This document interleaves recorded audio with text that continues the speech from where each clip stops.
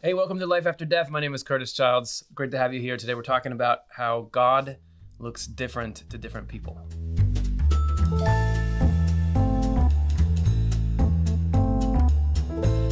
And I can see somebody watching saying, come on, man.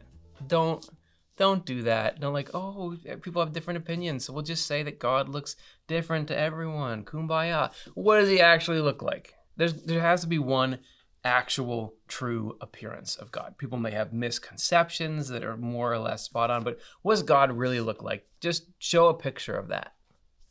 To which I would say, okay, but let's start that with something a little smaller than God. Let's just, can we apply that line of thinking to a flower? What does a flower look like? Can you show a picture of a flower? Well, yeah, here it is, right? That's what this flower looks like, right? Well, that's what it looks like to you and me. And that's because we see it according to who or what we are. In this case, I mean our structure, specifically the structure of our eyeballs. That's why that thing looks like it does. If you showed this same flower to a bee, if a bee is sitting right on your shoulder looking at that same flower, it doesn't look like that. It looks like this. That is because the bee's eye has a different structure and it can see wavelengths of light that we can't. So while yes, we see some things the bee can't, we miss some things that are real about that flower. So which one of those is the real flower? In the words of Jan Martel, and so it goes with God.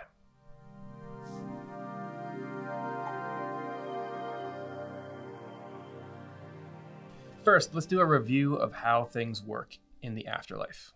This is something we've talked about in past episodes. It's a general law of organisms that you have to be suited for the environment that you're in. In order for me to hang out here in an air-based environment, I've got to be able to tolerate air entering my breathing system. I have to be able to extract oxygen from it. My lungs have got to be cool with air. Fish, it's in a water-based environment. Its respiratory system has to be cool with water coming in. It has to be able to extract oxygen from that, expel carbon dioxide. We couldn't go and hang out in each other's habitats. I wouldn't like to be under the sea in an octopus's garden in the shade because I can't breathe. I can't get oxygen from that, right? That is something that occurs for every organism physically. In the afterlife, it's the same principle, except there our spiritual body is built not out of carbon and nitrogen stuff, but it's built out of our personal goals and perspectives. Feelings and thoughts are spiritual substance, and the nature of ours creates the nature of our spiritual body, which is the thing that interacts with the environment just like ours does here. So everybody's spiritual body is different, and certain spiritual bodies can handle certain spiritual environments. Swedenborg calls them atmospheres, but it can't handle other ones because the function of the body has to be able to take in the atmosphere.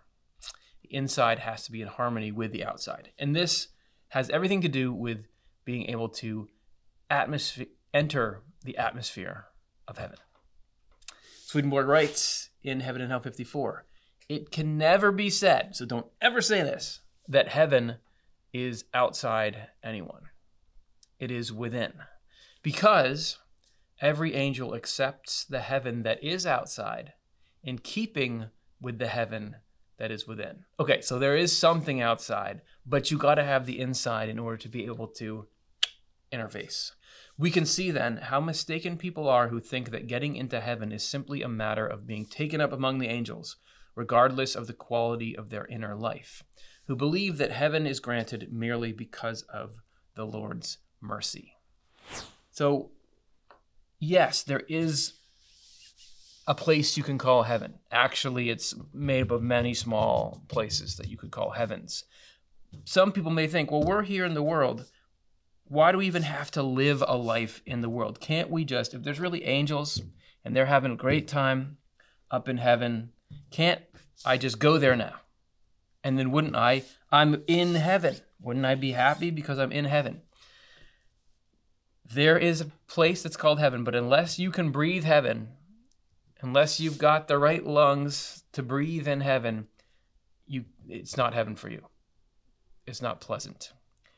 So somebody who is still in a worldly state like we are, or even somebody who is in a hellish state, you might think, well, God can just pull them into heaven and then they'll be happy.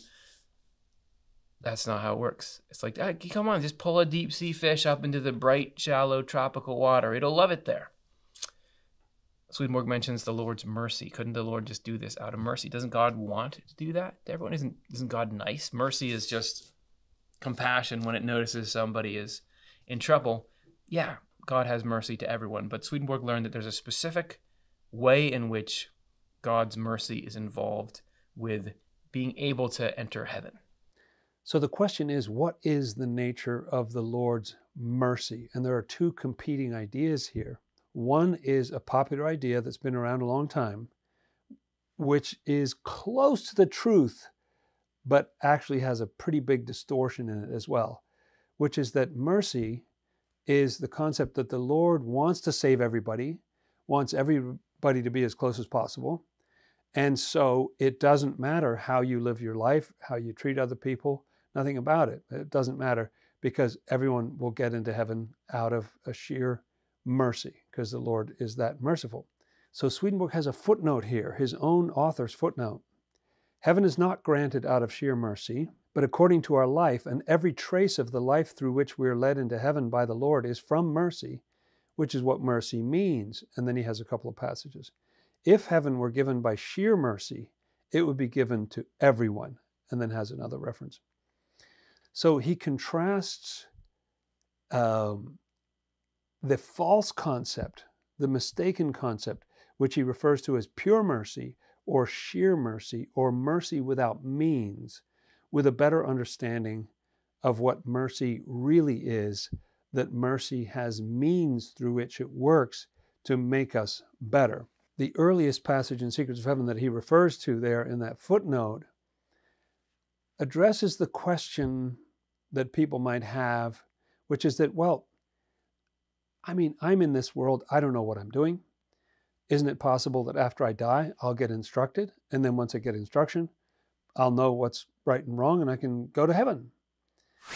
And Swedenborg says, if it were possible for people to believe and to transform their lives simply by receiving instruction when they reach the other world, not one person would be in hell. And of course, Swedenborg had observed the fact that there were, in fact, people in hell. There was a heaven and a hell. He explains the Lord wants to lift absolutely everyone up to himself into heaven. His mercy is infinite because it's divine and reaches out to the whole human race, to both the evil and the good. Well, people might say, well, that's what I thought. I thought it reached out to everyone, and that's why I thought everybody would be in better shape. But Swedenborg's experiencing the fact that, well, no, there is a hell, and you need to be able to explain that and understand it. In this second passage that he references, 5057 from Secrets of Heaven, he says, many people harden themselves in the view that the way we live makes no difference. This is the heart of it. Does it make a difference the way that you live your life?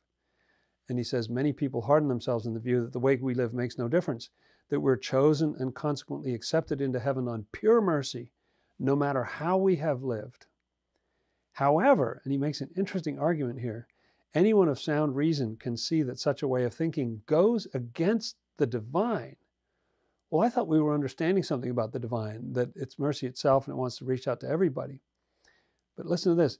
The divine is mercy itself. So if heaven resulted from pure mercy, regardless of a person's life, absolutely everyone would be welcomed in. Sending anyone down to hell to be tormented there when such a person could be taken to heaven would be ruthless, not merciful.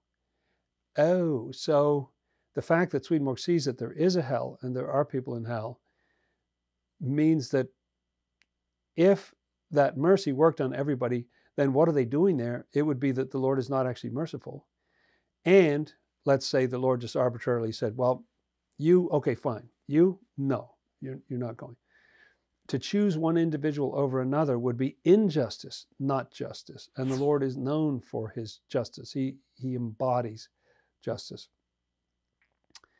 In this final passage, 10:160, Swedenborg says, to be removed from what is evil, regenerated, and in this way saved is a mercy. That's where the mercy really is, that we can have our insides changed. We can become different in our nature. And mercy is not free of means, as many believe, but rather depends on means. It's a means-based thing, how you get there. The mercy is in the fact that there are certain steps we can take. And he describes those a little bit here. In other words, mercy is granted to those who step back from what is evil and in the process allow the Lord to fill their life with religious truth and a loving goodness. Mercy without means, mercy that would be granted to everyone at God's mere good pleasure, goes against the divine plan. In Heaven and Hell 54, Swedenborg says, on the contrary to what you might think, unless heaven is within an individual, nothing of the heaven that is outside flows in and is accepted. And we've showed in our past episodes, Swedenborg tells you stories of people who have adapted themselves to breathe in selfishness. The joy, you build your life around the joy of, I'm doing things that are hurtful to other people, or I'm self-centered, and it feels good and I like it, so that shapes your thoughts and feelings, that forms your spiritual body. And then if you think, well, I've got a life that's based around causing harm to other people, I'm going to go hang out in heaven, which is in essence a love for the welfare of all. It is a charity toward the neighbor. Heaven is, I love you, I want you to feel good. And if I spend my whole life enjoying the opposite of that, and I think I'm just going to go into heaven, you're a fish out of water there. It's not because God's standing there like, well, you don't deserve this. You haven't lived up to my expectation. You can't, it's a biological impossibility for you to not just go there, but be happy there.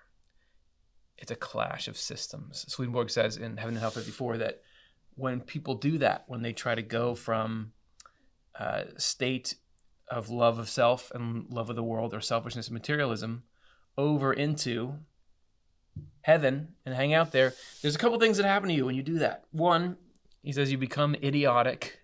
That's the word that's translated. You lose self-control because the kind of front you try to put up fades away. You act crazy because the insanity of a life built around the joy of harming other people comes out and shows itself. And cherry on top is you can't breathe. You can't breathe in heaven. Heaven and Hell 54. People who have lived evil lives and who arrive in heaven bring their souls with them. Throughout our life, we're crafting our soul, and that's what you take into the afterlife, and are tormented like fish out of water. Oh, I just said fish out of water. In the air, or like animals in the vacuum, in air pumps, once the air has been pumped out. It stands to reason, then, that heaven is within us and not outside. So just like the physical body has to be suited to breathing air, people's spirits have to be suited to the atmosphere of heaven in order to live there. That's just what heaven is. Another dynamic that this affects is not just where you can be and breathe, but it's how you see things that are around you. Because just like your spiritual lungs affect how you can intake the atmosphere around, your spiritual eyes affect how you see. There's a major difference between the way heaven sees things and the way hell sees things, which is because there's a huge difference between what heaven believes and understands and what hell believes and understands. Swedenborg talks about two different kinds of light, the light of heaven and the light of hell. But also even within heaven, there is a variety in the kind of light that each different level of angel has. And so there is this variety in the way that people not only interact with their environment, but see their environment. And this is what leads to the different perceptions of God.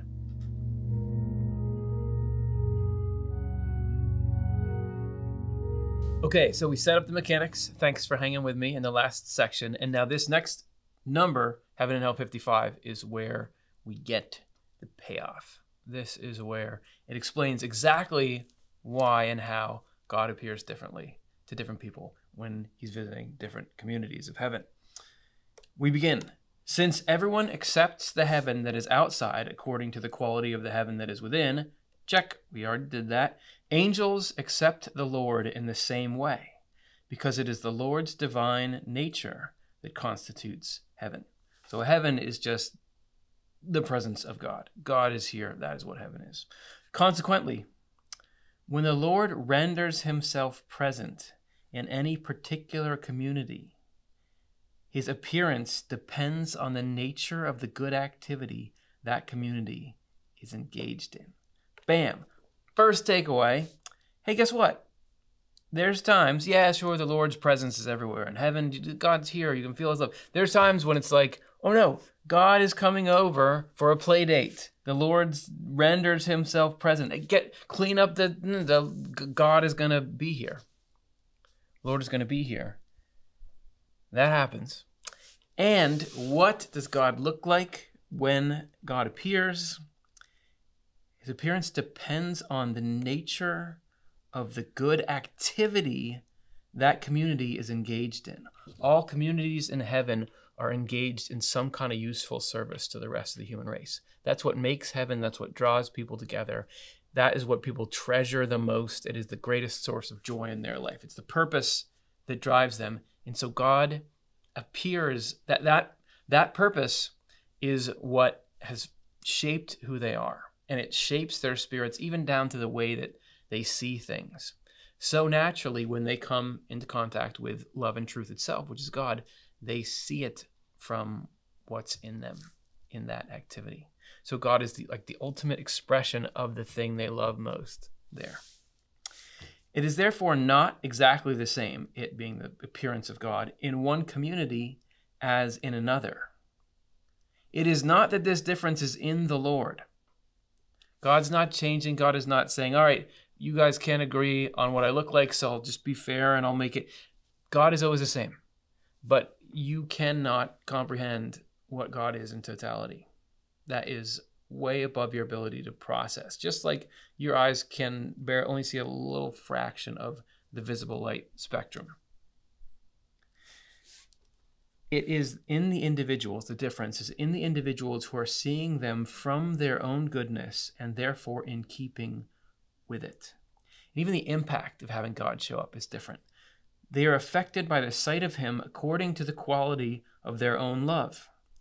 The ones who love him deeply are deeply moved, while the ones who love him less deeply are less deeply moved. It's the difference between, what's that? Elvis is coming. Oh yeah, I kind of like one of his songs to like, Elvis, I'm a super fan. I don't know. I can't think of any modern musicians. There are people who are super fans of God. And so just to see God is like, wow, other people are like, oh, that's great. Oh, it's so cool that you're here. It's how we are affects how we see God. It's the ultimate pronunciation. Be with me. Rorschach test. What's the blotchy things? We see God based on what's inside of us. It's not that God is changing or that God doesn't have something, but who we are affects how we behold. And this extends throughout heaven, but even outside of heaven. So people who really love God, it's deeply moving. People who kind of love God is like, okay, that's really great. Evil people who are outside of heaven find his presence intensely painful. Evil people does not mean people who are intrinsically evil and were born evil. To be an evil person, all we have to do is love the enjoyment that evil gives us, do it intentionally over and over, and build a life around it. That's what, God doesn't think, oh, you're scum, I don't like you, you're evil. God loves everybody and is always wanting to get close to everybody. But when Swedenborg uses that term, he's talking about people who, the ruling pleasure of their life. You know how before I was talking about communities of heaven, and they're all drawn together by some useful thing they do for the human race? In hell, it's communities of people who are brought together by their love of some kind of narcissism or harm or exploitation or greed or whatever. That is what that's their favorite thing. So when you're in that state where your favorite thing is something that is counter to what God is, because God is the desire that everyone should be most profoundly and fully happy. When your life is in opposition to this, it doesn't feel good to have that love close to you. Actually, it can be intensely painful. This is why God allows hell to exist. Hell is not a place of confinement and punishment for people because they're evil. This is a safe space for you. That if you decide, using your free will, that you want to base your life around loving what is opposed to the love of others, which is what God is, it hurts to be in heaven. Because getting along, wanting other people to be happy is the opposite. So it hurts to be near the Lord. So the Lord says, okay, I still care about you. I'm still like giving you the ability to live, but you can have a space where it's not all about love. You can have a space, actually you can have any given place where it's all about, you're around people who love the same kind of negativity you do. I'd love to be there with you, but I know that you wouldn't like it. So I'm gonna have to stay kind of behind the scenes, still there, still trying to lead you and improve your life in every moment. But I'm not gonna sit down right next to you, not because I don't like you, but because you wouldn't enjoy it. You wouldn't like it. This broad principle of God appearing to people and being experienced by people based on what's inside them is all over Swedenborg, but it's also people find this in near-death experiences. There was Dr. Kenneth Ring was a co-founder of the International Association for Near-Death Studies, and he commented on the fact that people see Jesus Christ in near-death experiences, but he seems to appear differently to people in different experiences. Kenneth Ring wrote, "Perhaps the greatest reason why Jesus is described in differing ways in NDEs can be best described by Margaret Tweddell, who revealed that Jesus appears in a way that you can recognize him and or just as you've always imagined you see him. He shows himself to us according to our own understanding." And that quote from Margaret, this is from neardeath.com, says, this is part of her near-death experience that she had. "And suddenly, to hear the voice that says, 'Look at me.' And when you look there, just as you've always imagined, you see him. He shows himself to us according to our own understanding. If I want to think of him as a man who walked by the lake and a man who looked as the Jews looked at that time, then I'll see him that way. If in my thought I think he's modern and bright, then I'll see him that way. We do not see him as the medieval painters made him. We see him as we, in our own selves, have pictured him. Because otherwise, we wouldn't recognize him." I love that last clause. Because why don't we just see him as he is? Otherwise, we wouldn't recognize him. It seems like she's describing something sort of an initial meeting phase where you see Jesus in accord with your ideas. I think as you get into a heavenly community, like Swedenborg describes, it becomes more like you see him according to the rendering of how he would be from your particular perspective of love. But I like that there's things in you that you believe about what God would be like. And so God's like, yeah, all right, let's meet like that. My daughter, she started to draw Jesus, like for school. And she decided that he's got a couple of features. He's got a certain hair length. He's got a rainbow over his head, but it's only the first 3 colors. He's got these 4 stars that are around him. All this stuff that I don't, it's not like from me. I didn't tell her that or whatever. She's just decided this is how he looks. I bet if she ever just like got to see him like in a vision or something, I bet that's how he would look to her. And I think that's cute. So there is this variety in the way that people perceive God. And actually that's, as they say, that's a feature, not a bug.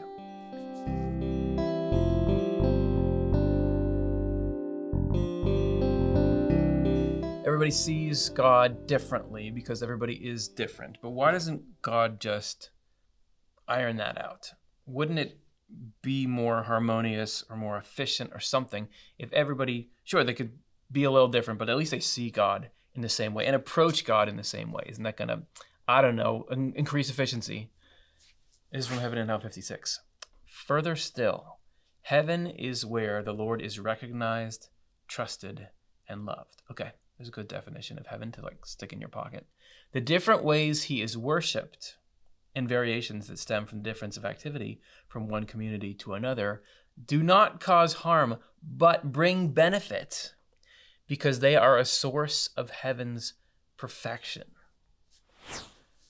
It's better that it's like that. It's better that there's that variety. Before we illustrate why that is, don't just skip over. Heaven is where the Lord is recognized, trusted, and loved. If those three components can be incorporated into something, it can, whatever its form is, be part of heaven. Okay, so variety is a source of heaven's perfection.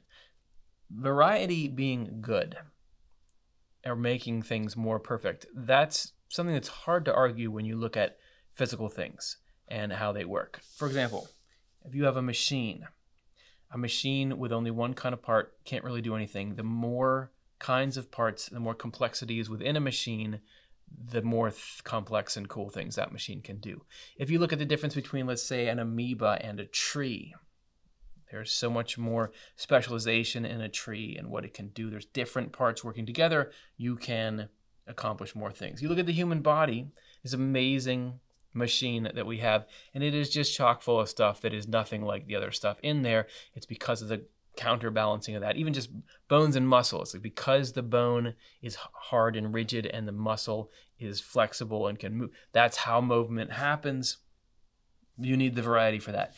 Ecosystems, we know, are more resilient and strong the more species diversity that there are in them. If you have a company and you have not just a bunch of artists, but you also have accountants and financial people, and you also have executives, the more different skill sets you have, the more robust your company is.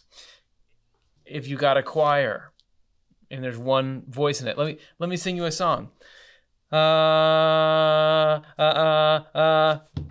You need notes, baby. You need a lot of different notes. You need things to go places. Every perfect whole, this is from Heaven and Hell 56, arises from a variety of elements. In this quote, let's see how many times I can say the phrase variety of elements, which is kind of hard to say on its own.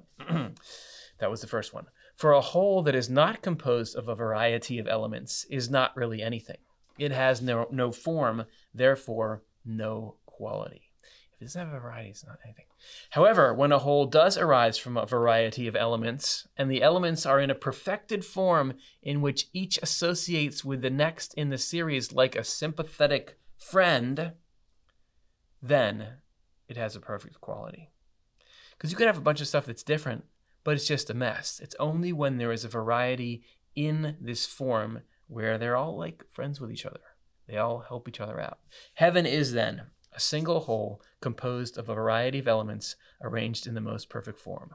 For of all forms, the form of heaven is the most perfect.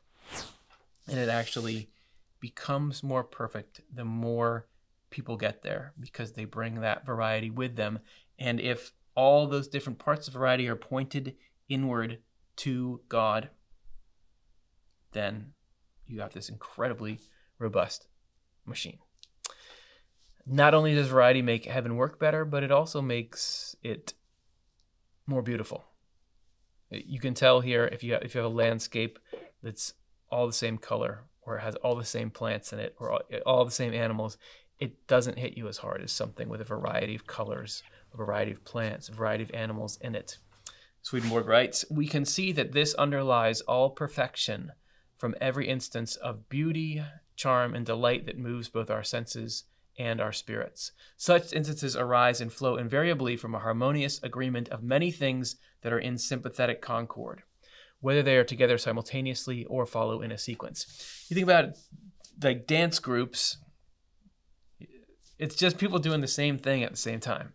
And there's something cool about it. Like all these different people are doing the same thing at the same time. They do not flow from a single unit that lacks plurality. So we say that variety delights, and recognize that the delight depends on the quality of the variety. We can see from this, as though in a mirror, how perfection stems from variety in heaven as well, since things that happen in the natural world offer us a reflection of things in the spiritual world. You want to know what spiritual stuff is like? Look at regular stuff. Look at physical stuff.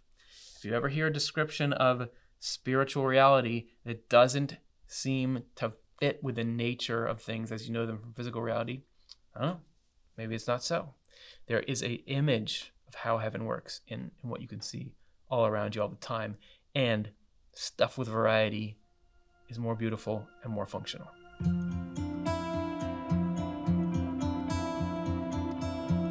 There's two fundamental laws of reality that are especially evident in the spiritual world. One is that we see things according to the nature of our mechanism of seeing, and the other one is that variety creates greater perfection. Because of those two things, we can see that the fact that people see God differently, approach God differently, even to the point where when God shows up in different parts of heaven, people literally see a different image in front of them. That's good. That's good, because each approach to the divine carries with it different nuance. Like back in the beginning, we see flowers a certain way, and that means something to us, that lifts our spirit in a certain way. The way bees see flowers, it's directing them to the nectar, because they have a different relationship with flowers than we do. So it is with our relationship with God, where different people are going to approach God and learn things in their approach that you don't learn in yours, and you're going to learn things in your approach that they don't know from theirs. And through that, we gain a panoramic, better, higher fidelity image of the actual reality of God. So God appears differently to different people, and that's a strategy to get us all, because heaven is about sharing. So once we go and find out what we know, we can share it with others, get us all really seeing God as God really is together.